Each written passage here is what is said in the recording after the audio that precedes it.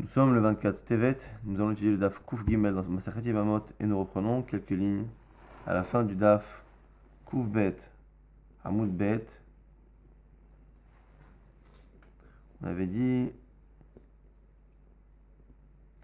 on avait une contradiction. On va reprendre 2, 4, 6, 7 lignes avant la fin. Marava Lokashia Kan Ben Pelia. On avait une contradiction sur An Pelia. A priori, c'était une chaussure qui était faite souvent en tissu, en lin. Et on avait des braïtot qui nous disaient que c'était une chaussure, d'autres braïtot qui avaient l'air de nous dire que c'était pas une chaussure par rapport à Kippour ou par rapport à la Khalitsa. Et la conclusion de Rava pour expliquer l'apparente contradiction est de dire que quand on dit que c'est une chaussure, c'est lorsqu'on parle d'un palia chez l'or. Donc ce type de chaussure existe aussi en version en cuir. Et lorsqu'on dit que c'est pas une chaussure, c'est justement la version tissu ou la version souvent en lin. Et confirmation. Donc, et là, Marava, le cachet, pas de contradiction. Kan ben pelia shel or, kan ben pelia shel beged. Achinami mistabra lagma dit effectivement, c'est logique ce qu'il dit, son chiluk là est logique. Les ilotemachi, cachet un kippurim, ayava kippurim, parce que si tu ne dis pas cela, on a même une contradiction entre deux halachot de Kippour. Ditania, loïte la dame, bekor diskin, betor beto, aval telhu ben pilin, betor beto. Il y a un type de chaussure que l'homme ne peut pas utiliser à Kippour, mais il y a une autre qui donc c'est Anpilin, la fameuse chaussure dont on parle, il ne peut pas l'utiliser même à l'intérieur de sa maison. Or, on a vu par ailleurs que c'était autorisé.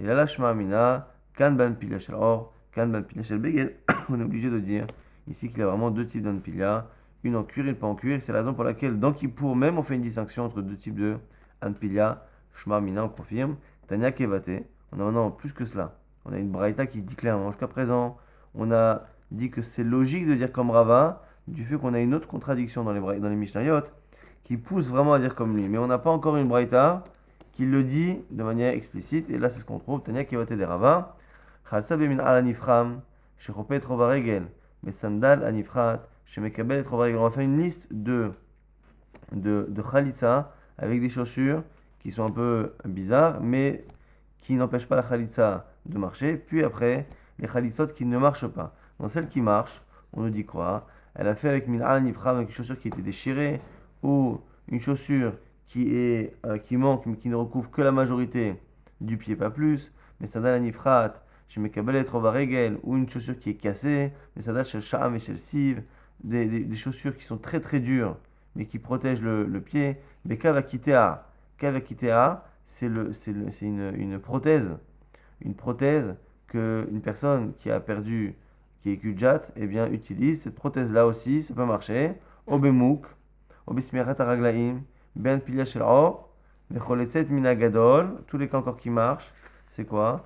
Mouk, c'est une chaussure encore faite avec un matériau qui est très très dur et qui protège le pied. Smirat araglaim, c'est ce que ceux qui ont des pieds mais qui n'arrivent pas à marcher avec et qui qui traînent leurs pieds, eh bien, ils mettent sur le pied pour le protéger. Donc c'est quelque chose qui protège le pied mais qui ne permet pas de marcher avec.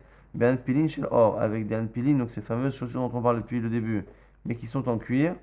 Minagadol, ben omed ben yoshev, et celui qui fait la khalitsa d'un yabam qui est adulte, qui soit assis ou debout, ou ben shomouté ou qui soit penché, minasuma, aussi le yabam il est aveugle, khalitsa takshera, voici tous les cas de khalitsa takshera, et on voit clairement que là-bas, ce qui marche, c'est un pilia shel or, un pilia qui est en cuir. Maintenant on fait la liste des anpilines qui ne marchent pas, et là-bas on verra dedans anpiline chez le beged en tissu, et donc du coup on a une braïta qui dit clairement, qui est bien avant Rava, une braïta qu'on a ressorti un peu plus tard, qui nous dit réellement qu'il a raison de faire la différence entre or et beged. Aval bemin al anifram, shel chopet rovaregel, ve sanal anifrat, shel nokebel rovaregel, ou smichat ayadaim, anpilia shel beged, ve choletzed min akatan, chayetzatab soula, tous les cas ressemblant au cas précédent mais qui ne marchent pas.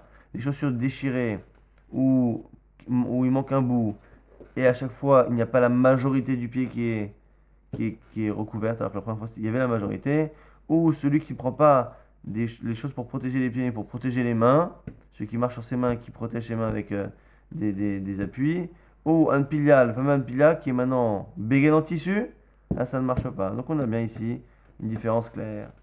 Maintenant la Gemara va s'attacher à un petit détail qui est marqué dans la Braïta. On avait dit Kavakitea, Mani, on avait dit que celui qui traîne ses pieds, qui ne marche pas avec ses pieds, mais qui traîne ses pieds, et qui met sur son pied une sorte comment dire, de prothèse, parce qu'il n'a pas de pied justement, il met une prothèse, cette prothèse-là, on a dit que ça marche. La Gemara a dit, Mané, Rabbi Meir, c'est Rabbi Meir, dit Nan, a quitté Ariot Sebekav Shelo, il vrai Rabbi Meir, et Rabbi aussi Oser. On a une marloquette dans Shabbat. Est-ce que quelqu'un qui a une prothèse au niveau de la jambe du pied, est-ce qu'il peut sortir Shabbat avec, ou est-ce que c'est considéré comme quelque chose d'extérieur à son corps? Rabbi Meir nous dit, ça fait partie de son corps, il peut sortir avec, c'est comme un vêtement.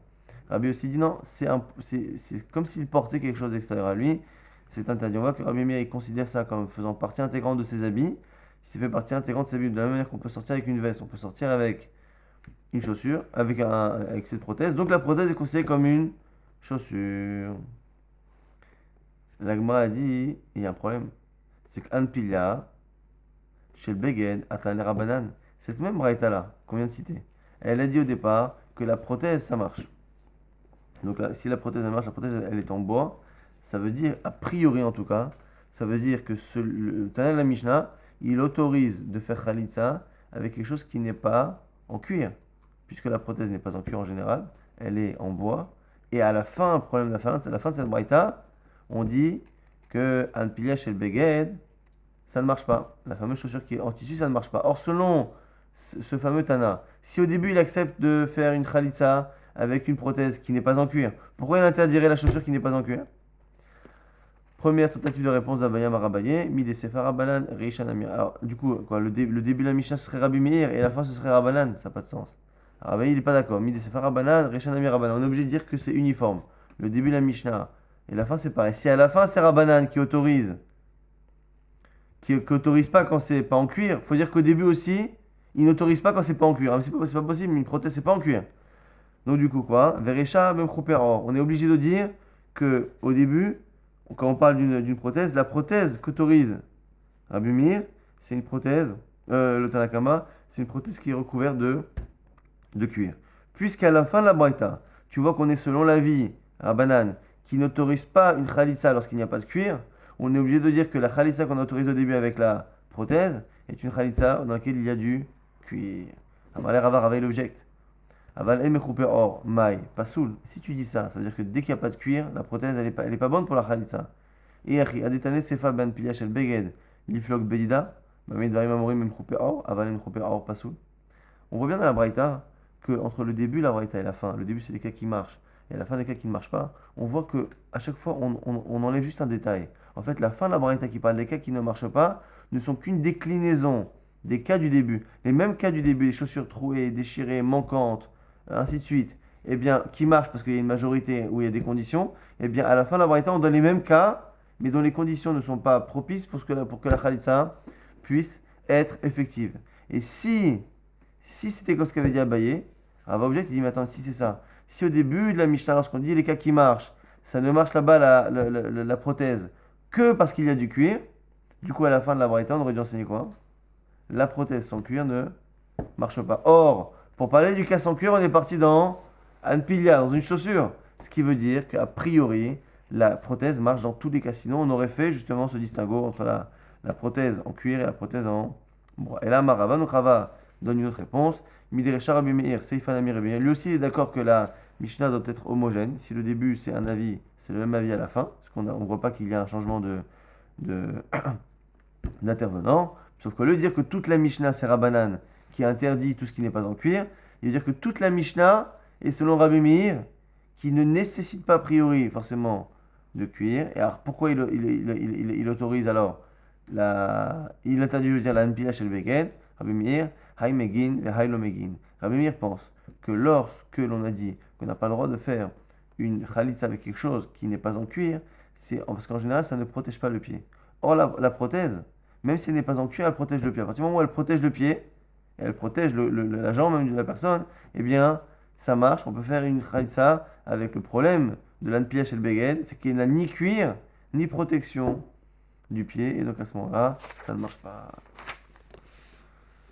On va avancer quelques halachot au sujet de la khalitsa. Mar memar hain main de khalit tsarich les mitrase les kae. Celui qui fait khalitsa, il doit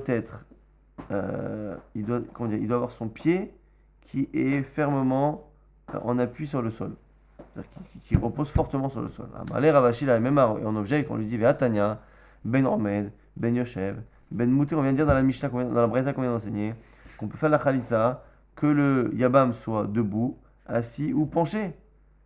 Et assis, debout, penché, a priori, on parle de quelqu'un qui n'a pas forcément les pieds bien reposés sur le sol. Ema, ou l'olam des dachis, c'est carré. L'Agma explique et dit que non. Même là-bas, lorsqu'on a dit que quelqu'un qui est penché, un peu allongé ou assis, ça marche, c'est quelqu'un qui a les pieds qui sont fortement posés au sol, collés au sol. Ce n'est que dans ce cas-là que la khalitsa marche. Ot alacha de Amemar, ve'amar Amemar, hayman de mazge, al lihata de ka'e, lo halit. Celui qui a un défaut au niveau physiologique et qui a les pieds qui sont retournés, et donc qui, au lieu de marcher sur la plante des pieds, il marche sur le plein du pied. Donc il a le pied qui est retourné. Celui-là, il ne peut pas faire khalitsa. Il n'y a pas de khalitsa possible. Pourquoi? Parce que sa chaussure à lui n'est pas considérée comme étant une chaussure de quelqu'un qui marche. Amalé Ravashi, la même Ve'atania, Samochot Araglaim, ça marche. On a dit, celui qui traîne ses pieds au sol, eh bien, ce qui met à ses pieds pour justement traîner ses pieds au sol, eh bien, il peut faire khalitsa. Mais là, des khalitz ba'ihu. Alors, n'est-ce pas que c'est encore une fois quelqu'un qui ne peut pas marcher, et pourtant sa khalitsa elle marche. Ici, c'est quoi le problème? Celui qui a le pied retourné considère que ce que sa marche n'est pas une marche. Donc, il ne peut pas faire khalitsa. Or, on a une braïta qui nous dit que quelqu'un qui ne marche pas, eh bien, sa chaussure, on peut faire khalitsa avec. Alors, c'est contradictoire. On va dire, maïlav de khalitz ba'ihu. Donc, on voit bien qu'un type, il peut faire. On va dire, lo, l'iyavle ve khalitz, l'acher ve khalitz. Là-bas, lorsqu'on a dit que ça marchait avec quelqu'un qui ne marche pas, qui traîne ses pieds, on ne dit pas que lui peut faire khalitsa. On dit que ses chaussures peuvent être utilisées pour faire khalitsa. C'est-à-dire qu'il donne sa chaussure à quelqu'un d'autre. Et donc chez nous, pareil, quelqu'un qui ne marcherait pas sur la plante des pieds, qui marcherait sur le plein du pied, lui-même, il ne serait pas sous la khalitsa.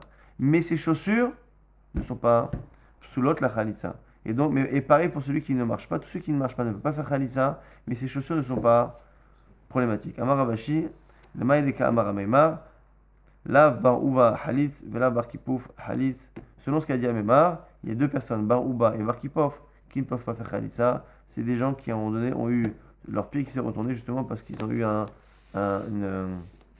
comment dire, un différend avec Ravashi, ils ont été punis et donc du coup, il nous apprend que cette personne ne peut pas faire khalitsa.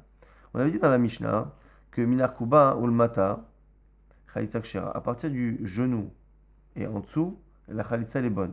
Donc à partir de, si la chaussure elle est montante et qu'elle est attachée au niveau du tibia, ça va encore. Au-dessus du genou, ça ne marche pas.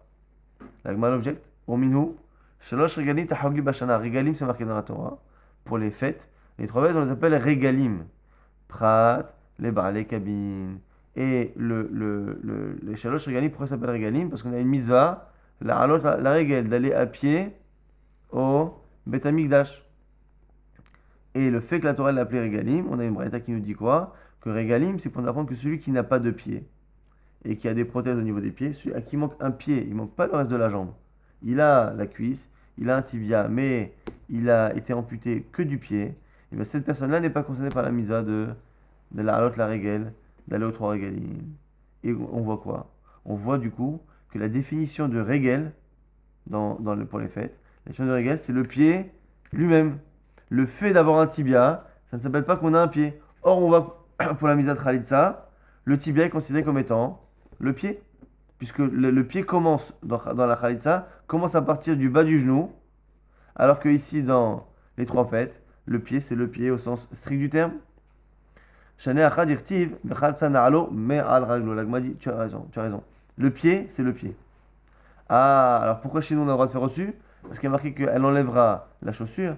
Méal de dessus le pied. De là, on apprend que même l'os qui est au-dessus du pied, ça marche. Mais tu as raison, Inachinami. La vraie définition de régel du pied, c'est le pied lui-même.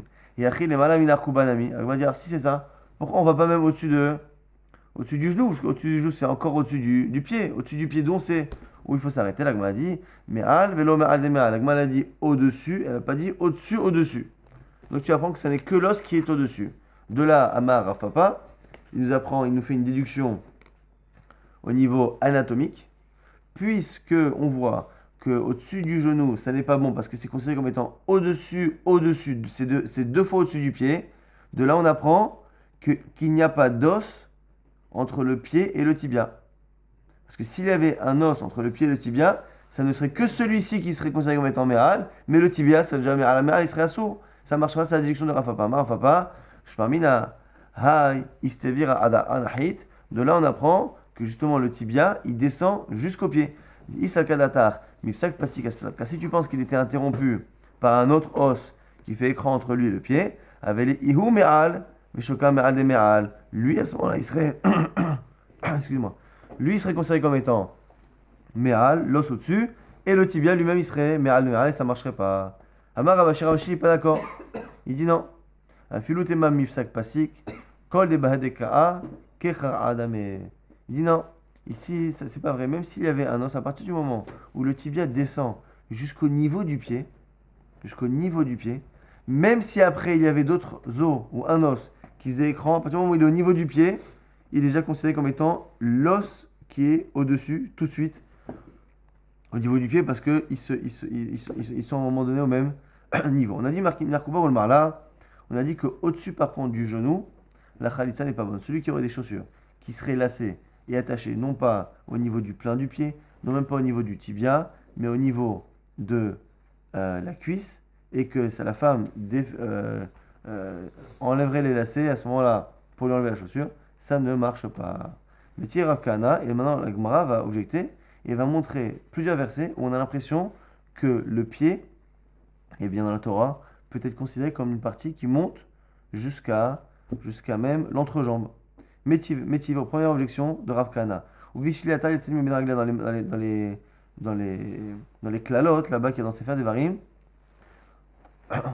on décrit à un moment donné que la femme ne voudra même pas donner de ce qu'elle mange, alors allez-nous qu'elle mange même ses enfants, ou Vishiliata ayotset mimedragla. Et on parle même du chilia, c'est le. Comment dire, c'est le. Pas c'est le placenta. Le placenta ayotset mimedragla qui sort d'entre ses pieds. Or, si on pense que le pied, c'est que le pied et que le tibia, eh bien, c'est pas logique. Donc, on voit ici que le pied peut parler d'un endroit qui est beaucoup plus haut, et donc ça irait même jusqu'aux hanches. Amar Abaye Besha'a Shekorat Leled, no Aiset Akavea Bechotea, Veyoledet. Ici, on dit ça, pourquoi est-ce que la femme, lorsqu'elle accouche, eh bien, elle a tendance à plier ses jambes et à ramener ses pieds, et donc même ses talons, jusqu'à presque ses hanches. Et c'est en cela qu'on peut considérer que ce qui sort de la matrice de la femme sort plus ou moins d'entre ses pieds. Tashma, autre encore objection. Leur asa raglav, leur asa c'est fameux. Lorsque Mephibosheth s'est mis en deuil à cause de l'exil de David Ameler, on dit qu'il ne s'est pas préparé, il ne se rasait plus.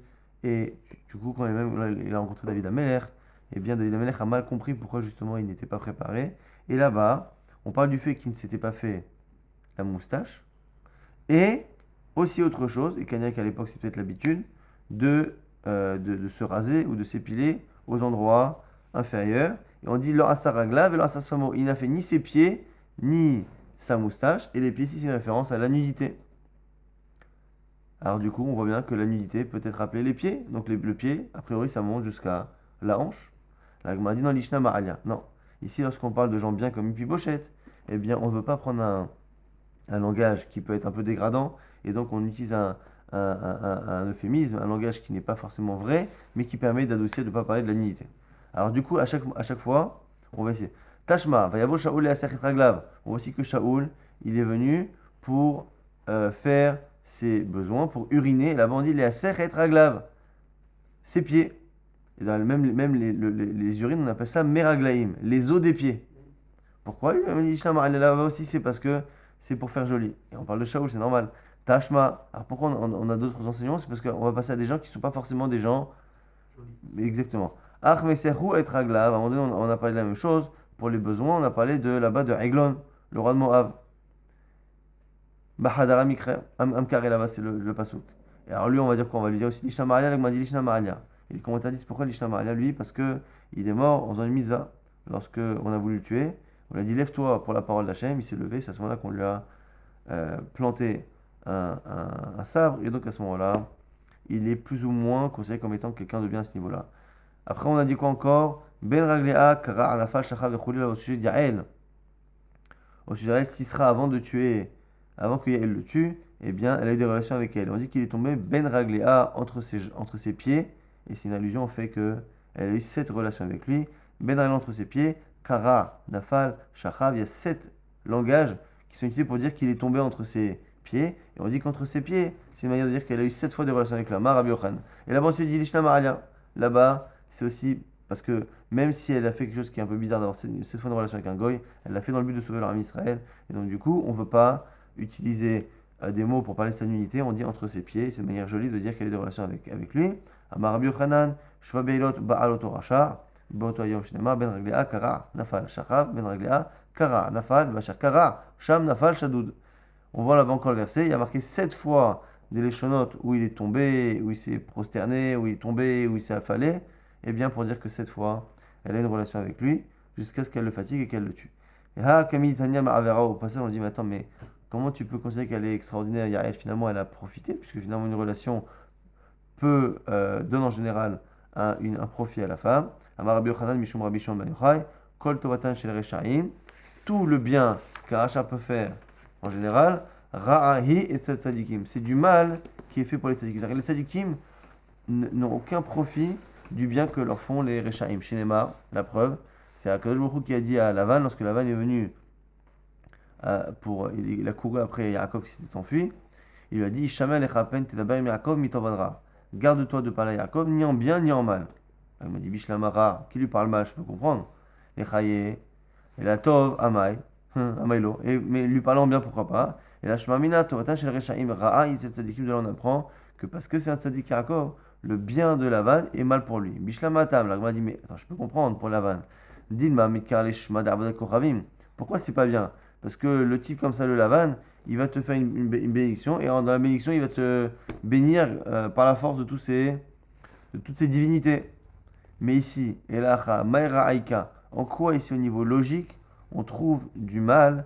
C'est-à-dire que je peux comprendre que quelqu'un qui est béni par quelqu'un qui le bénit avec des divinités, bah, ça dit que ça le branche pas trop. Mais ici, dans le cas de Yael, dans le cas d'Yael, en quoi le fait, si on part du principe qu'une femme a toujours un profit dans une relation avec un homme, en quoi ici le fait que la personne soit X ou Y, ça enlève au profit de cette relation? La Gemara dit, alors quoi?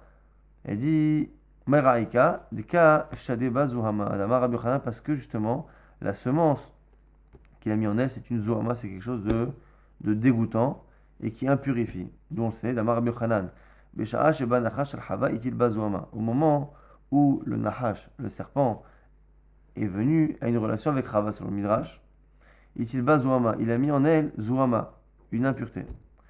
Israël, Charlou al-Arsinaï, Paska Zuhamatan.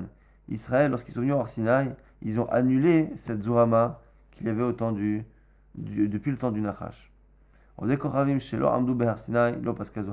goïms qui n'étaient pas au Arsinaï, eh bien cette Zuhama ne s'est pas interrompue. Et je ne sais pas vous expliquer exactement de quelle Zuhama on parle et de quelle ici Zuhama on parle au sujet du Nachash. Est-ce que réellement, au sens propre du terme, on considère que le Nachash a eu une relation avec Rava?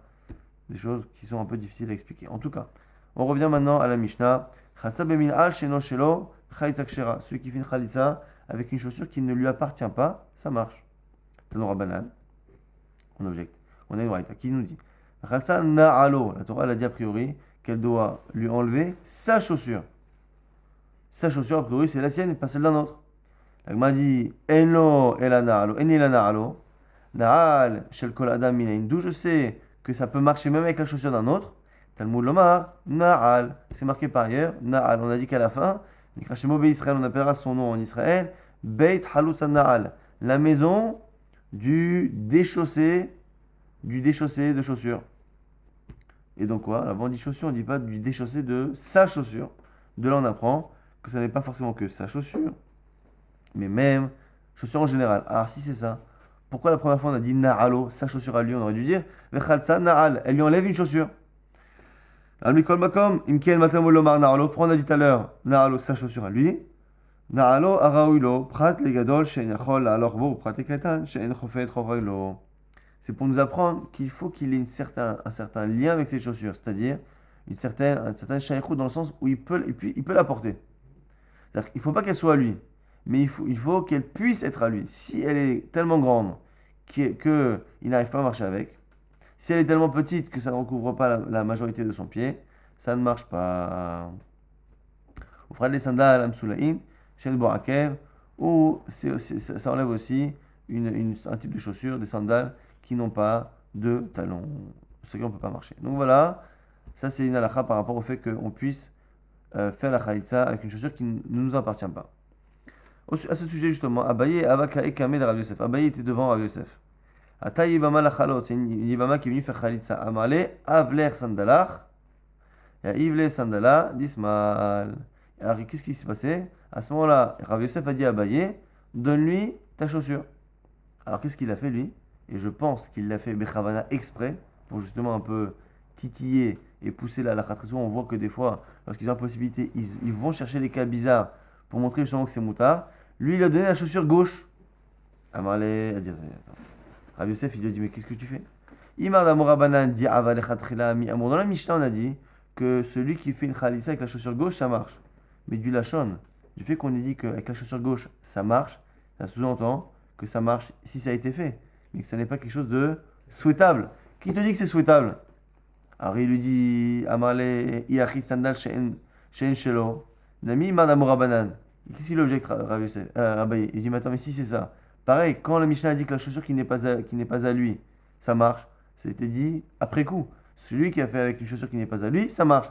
Alors selon toi, pareil, on ne devrait pas faire les khatrila. Alors pourquoi tu m'as dit de donner la chaussure au voyez, donc c'est une manière qu'il a eu, plus ou moins, de pousser Rav Yosef dans ses retranchements. Comme Rav Yosef lui a dit les khatrila de faire une khalitsa avec une chaussure qui n'était pas au yabam, lui il a poussé pour voir si ce diouk-là il le faisait sur toute la Mishnah, et donc il a profité pour donner la chaussure gauche, pas par hasard.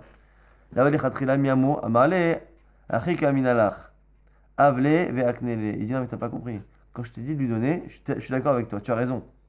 Du fait que dans la Mishnah c'est marqué en la chose a posteriori, ça s'entend que ça ne marche que si ça a été fait, mais que les khatrila on évite la chaussure gauche et on évite une chaussure qui n'appartient pas au yébam.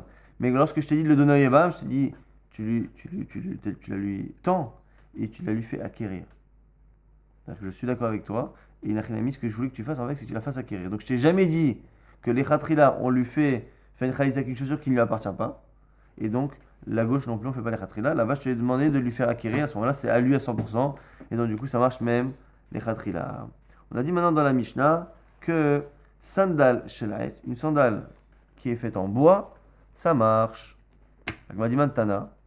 Alors, a priori, on nous dit à Marshmuel, c'est Rabbi Meir. Parce qu'on a vu que Rabbi Meir, c'est lui qui utilisait, qui me permettait de faire même avec une prothèse en bois. Rabbi Meir, Hid, Etnan, a quitté Ayotse Bekav Shelo.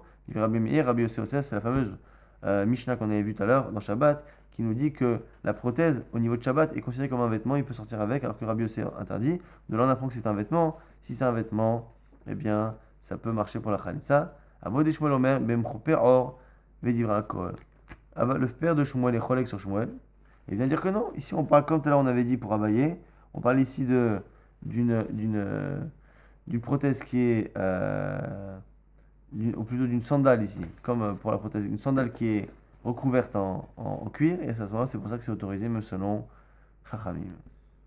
Maintenant, Ça va pas forcément comme Rabbi Meir. exactement, c'est une manière de dire que la Mishnah n'est pas comme Rabbi Meir, forcément. Maintenant, on a un nouvel enseignement qui est lié à la Tum'a et à la Tsarat, en fait. À la Tsarat, à cette fameuse lèpre qui peut, enfin lèpre, cette Tsarat, on va dire, cette maladie qui peut toucher à la fois les murs des maisons, à la fois même des fois des vêtements, et à la fois l'homme. C'est pour ça qu'on ne parle pas d'une lèpre, parce que la lèpre ne touche pas autre chose que l'homme. Rav Papi, Mishme de Rava, Sandal Amuzgar, Lotahalosbo, Veim Khalsa Khalitsa Takshera. Il y a deux types de Tsarat, enfin deux types de halakha au niveau de la Tsarat. Lorsque le Kohen a vu la Tsarat, et que la tsarat n'évolue pas, qu'est-ce qu'il fait? Il est masguir. Il met de côté la maison ou le vêtement et il attend de trancher la semaine qui suit. Des fois, lorsque l'évolution a été négative, entre la première vue et la deuxième vue, le Kohen il dit ça y est, c'est tsarat, moukhlet tête complètement, il n'y a rien à faire. Et en fonction de cela, on va voir des halachot. Celui qui fait une khalitsa avec une sandale, avec une chaussure, sur lequel le Kohen a dit Mousgar. Ça n'a pas évolué, on ne sait pas encore si c'est en train de guérir ou si c'est en train de s'aggraver. C'est Mousgar. Alors lui te dit Lechatrila, tu fais pas la Khaïs avec, mais si tu l'as fait, Khaïs Shira, ça marche. Par contre, nous dit Rava, Rafapi Mechila, Sandal, voici c'est le nom de Rava. Rafapi, le nom de Rava, Sandal Amochlat, Lotachalosbo Vim Khalitsa Khalitsa Psula. Par contre, une chaussure dans laquelle le Kohen a dit clairement que la tsaraat s'est aggravée, et donc c'est une tsaraat qui est mouchletet, dans ces cas-là, ni on a le droit de faire khalitsa avec, ni même une fois que c'est fait, ça marche. Alors pourquoi ça ne marcherait pas? Qui a dit dans la Torah que la khalitsa doit être faite avec une chaussure qui n'est pas tmea de tsaraat? C'est quoi le problème? Quel est le problème? C'est qu'en fait, quelque chose qui est interdit, qui remet les srefa. Lorsque la Torah dit que quelque chose doit être brûlé, eh bien, on a un principe que miktat shiore, le fait qu'il soit amené à être brûlé, on le considère dès à présent comme étant brûlé, et donc on considère qu'il n'y a pas de shior, il n'y a pas de quantité. On dit ça par exemple par rapport à Hanouka, on ne peut pas allumer les bougies de Hanouka avec quelque chose qui est assour be'ana, avec une huile qui est interdite au profit. Pourquoi? Parce que toute huile qui est interdite au profit, parce que c'est utilisé pour la vodazara ou pour je ne sais quoi, cette huile-là doit être brûlée. Comme elle doit être brûlée, eh bien, on considère qu'il n'y a pas de quantité. Or, nous, on a besoin que ça dure une demi-heure et ça ne marche pas. Ici, pareil, on a besoin que la chaussure ait une certaine taille et puisse recouvrir le pied. Or, cette chaussure-là étant amenée à être brûlée, on considère que c'est comme si il y avait une chaussure, mais qu'elle n'a pas de taille. La taille n'est pas reconnue par le fait qu'elle soit amenée à être brûlée. Et du coup, ça ne marche pas. Ça, c'est Rav Papi. Rav Papa n'est pas d'accord. Rav Papa mishme de Rav Amar. Echad sandal amuzga, echad sandal amuchlat. Lui, il pense que non. Dans tous les cas, quel que soit le degré de tsaraat qui est stagnante ou tsaraat qui est aggravée, eh bien, quoi qu'il arrive, on ne fait pas ça lechatri-là. Mais si ça a été fait, ça marche. Donc, il n'est pas d'accord avec ce principe-là que mirtat shiori ici, que c'est considéré comme étant déjà inexistant. Métivé, on objecte. Et on va prouver que c'est le Rav Papa qui a raison, que Rav Papi qui a dit que tout ce qui est tsaraat est considéré comme étant déjà détruit, eh bien, c'est faux. Pourquoi métiver Beit Musgar. Une maison justement qui est Musgar. Pareil, le Kohen il a dit, je ne sais pas si ça s'est aggravé ou pas, on attend. Mais tamé mitocho, ça n'impurifie quelqu'un que lorsqu'il rentre dedans ou qu'il touche les murs à l'intérieur. À Mokhlat, maintenant la maison qui est considérée comme étant une tsarat aggravée, mitocho ou meachorav, celui qui touche la partie intérieure des murs ou même la partie extérieure, il est rendu impur. Veze, metameim bebia. Et les deux, évidemment, si on rentre dedans, quand on rentre la majorité du corps, on est tamé. Ve'is al kadatar, qui est des mirtat damé, ve'ai bainan, ve'habba el abayt, ve'leika. Si tu considères que la maison, eh bien, elle est déjà détruite, puisqu'on doit la détruire, puisqu'une maison qui est comme ça, qui est mouchletet, sarat mouchletet, eh bien, on doit la détruire. Si tu considères que quelque chose qui est amené à être détruit est déjà considéré actuellement comme étant détruit, eh bien, celui qui rentre dedans, il ne devrait pas être tamé, puisque pour être tamé, il faut rentrer dans une maison. C'est plus une maison, c'est censé être déjà c'est comme si c'était des ruines, en fait, qui tenaient, mais c'est plus une maison. La Gemara répond, dit, atam de amakra venatat et abayit, afilu beshanetitsa karu bayit. Qu'est-ce que va dire Rav Papi? En fait, de manière générale, effectivement, toute chose qui est amenée à être détruite ou brûlée, en général, c'est considéré dès à présent comme étant détruit, brûlé, donc il n'y a pas d'existence de chaussures ou de maison. Mais ici, c'est la Torah qui a justement fait une exception, puisque la Torah elle a dit que l'on détruira la maison. On n'a pas marqué on détruira les pierres, on détruira la maison, ce qui veut dire que la Torah, artificiellement, a dit ici, exceptionnellement, même si en général quelque chose qui est amené à être détruit est déjà considéré comme étant inexistant avant, et bien ici, la Torah a décidé que même au moment où je vais la détruire, donc elle est déjà amenée à être détruite, et bien ça s'appelle encore Baït. La Torah l'ayant appelé Baït, c'est la raison pour laquelle, exceptionnellement, quelque chose qui est amené à être détruit n'est pas considéré à présent comme étant déjà détruit, ce que la Torah, elle l'a appelé Venatat Stabait. On va avoir une deuxième kushia qui terminera sur le même tirout. Tashma, Matit Sheshbo Shalosh al Shalosh, Afalpi Shenbo Kazait, Kevan Shenichnas et Trouba, la Baït Taor, Timeato, Maïlav Mokhlet. Là-bas, on parle de quoi? On parle d'un tissu qui a 3 sur 3, 3 doigts sur 3 doigts, c'est la taille, qui est tamé, qui n'a pas dedans un kazaït de tissu, mais qui a une certaine taille. Lorsqu'on rentre dans une maison qui est pure, eh bien il a purifié la maison. Et là-bas, on parle de quoi? D'une touma qui est mouchletet, qui est une touma qui est totale. L'agma dit lo musgeret. Dit iachi et masefa, ayuba kamazetim, kamash nirnad mimena, kazaït le baïtaor, timmeato, Yamard bishlama mochletet ainu de itkash lemet. Et là, Yamard musgeret, Aima itkash lemet. La Gemara, elle déduit de la suite de la Braïta qu'on ne peut parler que d'une touma, qui est musgeret, d'une touma, qui est d'une sarat qui a été complètement tranchée. Pourquoi? Parce que dans la suite, on voit que même si on n'a pas rentré la majorité de l'habit, tant qu'on a rentré kazaït, eh bien, ça donne la pureté. Or, la seule impureté qui peut donner une impureté, même lorsque la chose n'est pas rentrée en entier, mais qu'il n'y a qu'un kazaït, c'est un défunt. Un défunt, même si la majorité du corps n'est pas rentré dans une pièce, dès qu'il y a un kazaït, une certaine taille qui est rentrée, il est métamé. Donc on voit ici qu'on compare ce tissu-là, tamé, on le compare au mort. Il a la même digne que le mort. Or, il ne peut avoir le même digne que le mort que si on parle ici d'une sarat qui est une sarat qui est totale. Si c'est une sarat qui est encore en attente de validité, eh bien, on ne pourrait pas imaginer qu'elle soit comme le mort. Et du coup, on a là-bas une sarat qui est totale, et malgré tout, on considère encore que ça a son statut, puisque lorsque le tissu rentre en majorité, eh bien, il impurifie la maison. Donc, quand il a kazaït sans la majorité, il impurifie. Lorsqu'il a la majorité sans kazaït, ça marche. Donc on voit qu'on a encore des shiurim, on voit qu'on a encore des quantités, et donc on considère qu'une tzarat qui est mouchletée sur un tissu, eh bien ne lui enlève pas son statut de tissu avec des quantités, des majorités, des kazaït. Or c'est une objection à Rav Papi qui voulait dire que tout ce qui est amené à être brûlé ou à être détruit, eh bien n'a plus de shiur. La Gemara dit pareil, là-bas c'est une exception. Shenatam, la makra, vesaraf, et abeged, afilu beshat, serefa, karum beged lavag. Lorsque la Torah dit que le vêtement doit être brûlé, on dit et il brûlera le vêtement. De là, on voit que exceptionnellement, même si c'est amené à être brûlé, il s'appelle encore vêtement jusqu'à la dernière seconde où on va le brûler. Et donc, du coup, ce seraient les deux réponses de Rav Papi pour expliquer que même si en général, quelque chose qui est amené à être détruit, brûlé, eh bien, perd son statut avant. Ici, dans le cas de la maison et dans le cas du Beged, c'est spécial où la Torah elle a dit que tu détruiras la maison, tu brûleras l'habit. Donc, même avant d'être brûlé ou détruit, il a gardé son statut, mais de manière générale, il garde son habit. Amar Rava, la Gemara dit Veligma Mine, il vient dire si c'est ça, pourquoi on n'apprendrait pas? De la même manière que dans ces cas-là, dans la maison et dans le tissu, eh bien, la chose garde son statut jusqu'à la destruction. Pourquoi on ne dirait pas ça ailleurs? La Gemara dit Iso mituma lo gamrinan.